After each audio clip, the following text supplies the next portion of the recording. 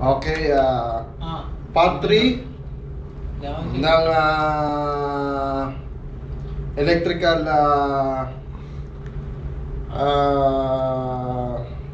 education natin ay kung paano gamitin ang multi-tester.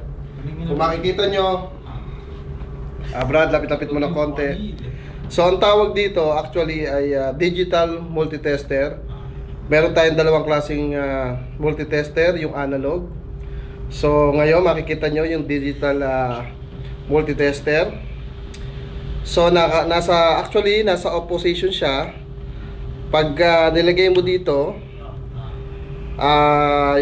makikita mo yung B, which is voltage. And then dito yung ohms.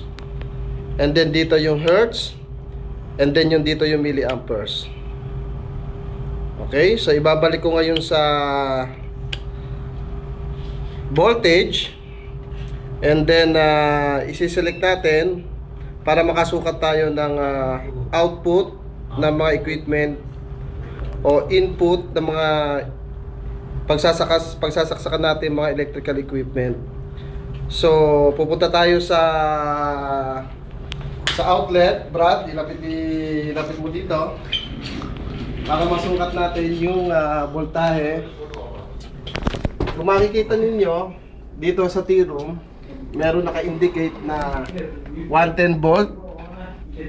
And then susukatin natin kung talagang 112 volt ba yung output ng outlet na to through the multi-tester na in-explain ko sa inyo kanina. Since nasa range na siya ng voltage, so kung makikita nyo, merong dalawang guided pin na ilalagay natin sa isang linya at sa isang linya uli para mabasa niya yung voltahe.